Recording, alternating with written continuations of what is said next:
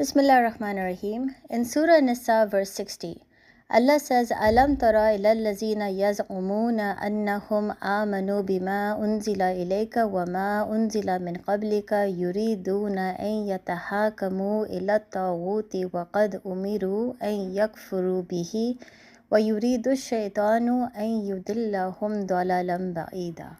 And the translation of this verse is, have you not seen those who claim to have believed in what was revealed to you and what was revealed before you? They wish to refer legislation to Taghut while they were commanded to reject it, and Shaitan wishes to lead them far astray.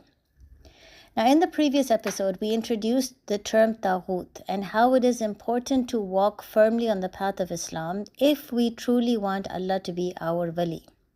So to make sure that we are not amongst the misguided, we need to further understand the behavior of Muslims who are following Taghut while believing that they are following Allah, so that we can make sure that we don't fall into this category.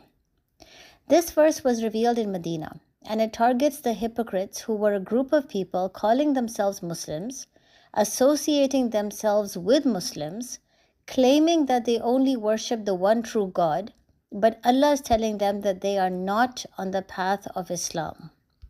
They don't really believe in Allah. It is Taghut that they are worshipping. In particular, 1400 years ago, once an ummah was formed in Medina, Muslims would go to the Prophet, peace be upon him, with their disputes so that he could pass judgment. And they would accept whatever judgment he gave, whether it was for them or against them.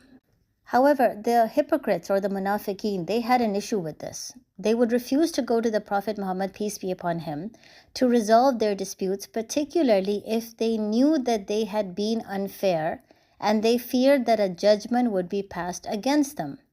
Instead, they were willing to go to the Jews, they were even willing to go to the mushrikeen, but not to the Prophet Muhammad, peace be upon him. In this context, Allah was warning such Muslims that they might be calling themselves believers, but they are still worshipping Taghut. Instead of following Allah and the Prophet, they were following their own desires. They would listen to anyone who said exactly what they wanted to hear, even if it was going against the Quran and Sunnah. This is what it means to worship Taghut. This is what it means to have Shaitan take you so far astray without you even realizing it.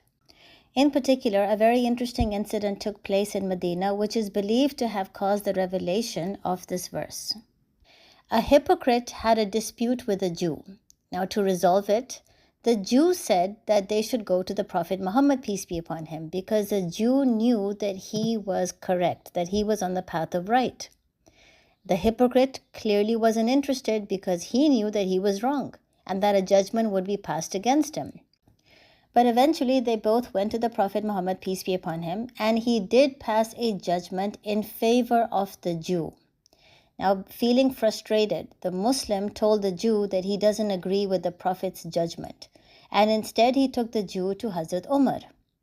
The incident was then narrated to Hazrat Umar, and he was told to pass judgment. But before he could pass any judgment, the Jew informed Hazrat Umar that they had already just come from the Prophet Muhammad, peace be upon him, who had already passed judgment, but the Muslim doesn't agree with it. At that point, Hazrat Umar asked the Muslim if this was true, and he agreed. And instantly, Hazrat Umar took out his sword and beheaded the Muslim on the spot.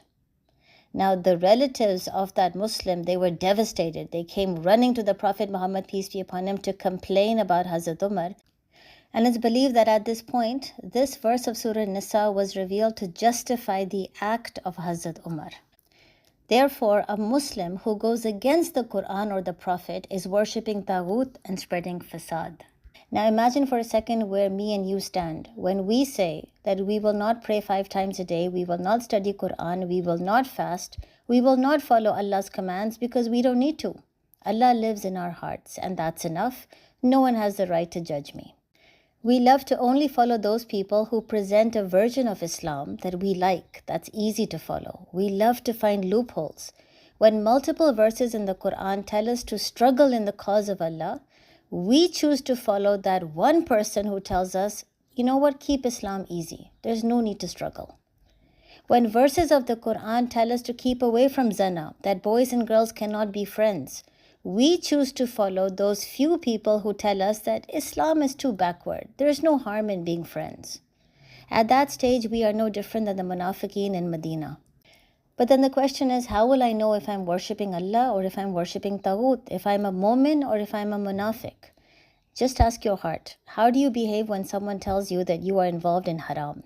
How do you behave when someone highlights your shortcomings? How do you behave when someone shows you a verse or a hadith proving that what you're doing is wrong? Change yourself today and make sure it is really Allah that you are worshipping. Assalamu alaikum.